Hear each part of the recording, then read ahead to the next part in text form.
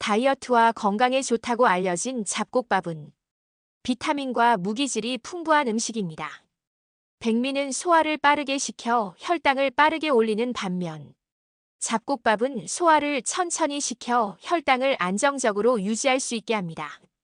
잡곡에는 식이섬유가 많아 대사질환을 예방하기도 합니다. 하지만 지나치게 과도한 잡곡밥의 섭취는 오히려 건강에 악영향을 미칠 수 있어 주의해야 합니다. 올바르게 잡곡밥 섭취를 할 수 있는 방법과 잡곡밥 섭취에 주의해야 할 사람을 알아보겠습니다. 잡곡밥은 도정된 쌀로 짓는 흰쌀밥보다 건강에 더 좋습니다. 비타민, 무기질, 식이섬유가 2배에서 3배 이상 많이 들어있기 때문입니다. 잡곡밥은 암 예방에도 도움을 주는데요. 서울대 의대 연구팀에 따르면 평소 흰 쌀밥을 많이 먹고 잡곡밥을 적게 먹은 여성은 그렇지 않은 여성보다 유방암 발생 위험이 35% 더 높았고 흰 쌀밥을 먹는 횟수가 잦을수록 유방암 발생 위험이 커졌습니다. 연구팀은 정제된 흰 쌀보다 통곡물에는 식이섬유가 풍부하기 때문으로 추정했습니다.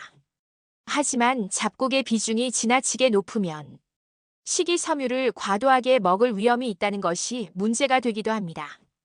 식이섬유는 잡곡 100g당 평균 5g에서 8g이 들어있는데 잡곡의 비중이 너무 높으면 한 끼에 15g에서 20g의 식이섬유를 섭취하게 됩니다. 우리나라 식이섬유 하루 권장량인 20g과 비슷한 수치입니다. 하루의 식이섬유 권장량을 한 끼에 먹게 되는 것이지요. 식이섬유를 과도하게 섭취하게 되면 비타민과 무기질 같은 미네랄 영양소의 흡수율이 떨어질 수 있습니다. 소화 능력이 성인보다 떨어지는 어린이나 위장 건강에 문제가 있는 사람은 잡곡밥 섭취를 주의해야 합니다.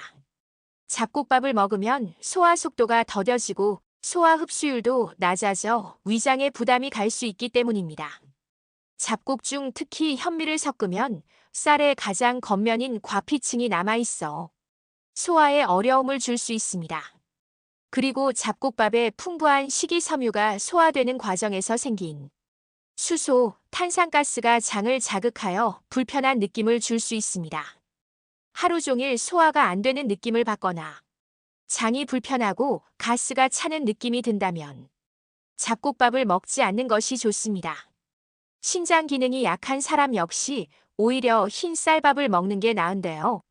신장 기능이 약한 사람들은 보리 등 잡곡의 풍부한 인 성분이 잘 배출되지 않기 때문입니다. 신장에서 인이 잘 배출되지 않는 경우엔 가려움증이나 관절통이 생기며 뼈가 약해질 수 있습니다. 그럴 땐 흰 쌀밥을 먹되 섭취량을 줄이는 방식을 택하는 게 좋습니다. 그렇다면 잡곡밥은 어떻게 먹는 게 가장 좋을까요? 잡곡밥은 5가지 곡물을 넣어 조리하는 게 가장 좋습니다. 너무 많은 종류의 잡곡을 넣어 밥을 하게 되면 오히려 영양 효과가 떨어지고 소화가 잘 안 될 수 있습니다.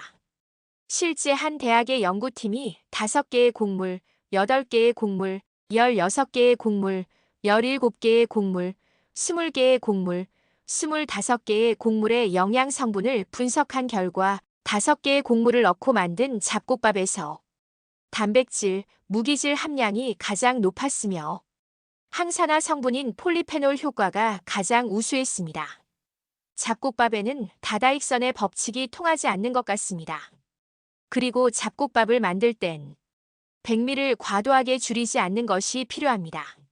잡곡과 흰쌀의 비율은 4:6이나 3:7 정도면 적당하다고 전문가들은 말하고 있습니다. 그러므로 너무 적은 백미나 너무 많은 종류의 잡곡을 넣어 만들지 않도록 신경 써야 합니다. 만약 잡곡밥을 섭취한 후 아이가 복통, 설사 등의 증상을 보인다면 섭취를 중단하고 다른 곡식으로 대체하거나 용량을 조절해야 합니다. 잡곡밥이 소화 증상을 악화시켜 부담을 줄 수 있기 때문입니다. 이렇게 건강에 좋은 잡곡밥이지만 잡곡밥의 효능이 모두에게 똑같이 해당되는 이야기는 아닐 수 있다는 사실을 기억하셔서 잡곡밥을 건강하게 섭취하시길 바랍니다. 특히 소화가 어려우신 분이나 질병을 갖고 계시는 분은 자신에게 맞지 않는 잡곡은 꼭 피해서 드시길 바라겠습니다. 오늘도 건강 알쓸 신잡이 가져온 정보들 함께 실천해보고 좋아요, 구독, 알림 설정도 부탁드려요. 감사합니다.